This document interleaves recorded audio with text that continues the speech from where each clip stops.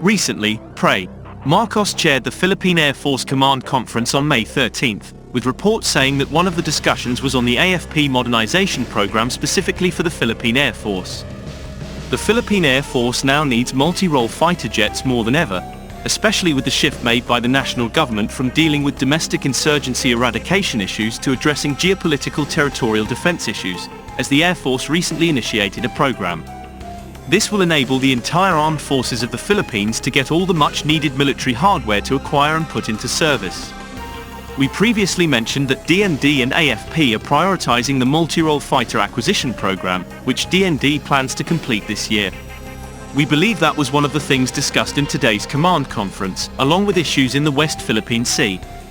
The show of bilateral flexibility in diplomatic matters has had a lot of impact in the field of national defense in recent months since the beginning of 2024, as this was especially true in the realization of the Philippine Air Force's multi-role fighter jet acquisition. As the decision-making phase of the multi-role fighter jet acquisition program is underway, and with recent developments occurring regarding Sweden's elevation to the North Atlantic Treaty Organization or NATO as an ally following a successful agreement with Hungary for several additional Gripen C/D fighters, aerospace Swedish manufacturer Saab is increasing its offer that its latest fighter jet, the PES-39 Gripen E/F variant, is now present as its own candidate on the table. In the Department of National Defense's latest procurement monitoring report, the ongoing uncertainty on this project reflects the pending ratification of the Memorandum of Understanding or MOU with Sweden. In a statement made in the first weeks of 2024, the Swedish Embassy in Manila conveyed a message relating to the long-term bilateral partnership between Sweden and the Philippines around aspects of national defense. The statement read with the following message: "We look forward to the continued implementation of the MOU regarding defense cooperation between the Philippines and Sweden."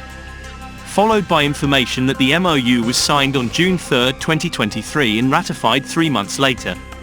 Sweden's statement was later denied by the Philippine Department of National Defense, where it was clarified that both the Philippines and Sweden had actively held a series of meetings, the last of which was held on January 17, 2024, which aimed to complete implementation. Agreement, IA, part of the MOU.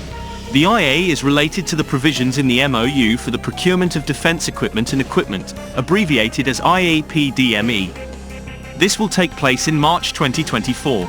These developments soon led to a quick but hasty conclusion from the defense community that the Philippine Air Force's multi-role fighter jet acquisition project would most likely be awarded to Sweden's Saab rather than its rival Lockheed Martin of the United States, as a key indicator of the process. Involving a bilateral memorandum of understanding on procurement of defense equipment and equipment is underway. But nothing is confirmed yet, as the Department of National Defense's Facebook page quickly denied what was in the report, and the statement signals that the Philippine Air Force's multi-role fighter jet acquisition project is still open and ongoing. This means that the deal is not only limited to bilateral relations between the Philippines and Sweden, but there were still last-minute changes to the deal, indicating that the Lockheed Martin F-16 Viper deal still has a chance. The prospects for the Philippine Air Force to obtain the Saab JAS-39 Gripen C/D variant further worsened with the latest agreement made between Sweden and Hungary, when Hungary renewed its lease agreement with Hungary, under which the Hungarian Air Force expects to obtain at least four more units new JAS-39 Gripen C/D variant multi-role fighter jet, increasing the number to at least 18 units. This means that a JAS-39 Gripen squadron for the Philippines will likely be less feasible than before.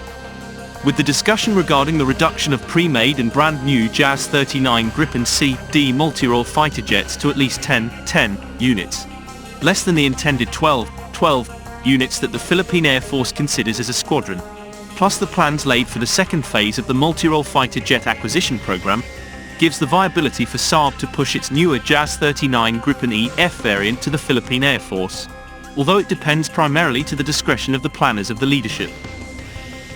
The JAS-39 Gripen E/F variant, it always comes in two forms: the better-known, single-seat Gripen E multi-role fighter, which is the main product aimed at both combat roles, air defense and close air support operations, and the Gripen F conversion trainer aircraft, which provides a familiarization platform for new pilots before starting with the single-seat JAS-39 Gripen E. This also means there are slight variations in the single-seater and double-seater variants of the latest version of the JAS-39 Gripen, where according to detailed specifications provided by Saab, the latter comes with a slightly longer fuselage. Overall 15.9 meters, compared to 15.2 meters, which is the default length for the JAS-39 Gripen E variant. Apart from the slight variations above plus the lack of weapons on the Gripen F variant, there are not many differences between the two types in other areas. As marketed, the Gripen E, as described by Saab, has a powerful GEF 414G engine, extensive range, and impressive payload carrying capabilities with its 10 hardpoints. It also has a new AESA radar, infrared search and track system, IRST, highly advanced electronic warfare and communication systems. The E-Series redefines air power for the 21st century by expanding operational capabilities.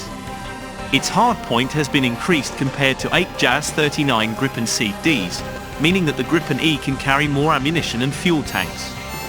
Like modern fighters used by other aerospace manufacturers today, the Swedish aerospace company also incorporates electronic warfare or EW capabilities in the JAS-39 Gripen E/F variant, so that this multi-role fighter has its own suite of effects.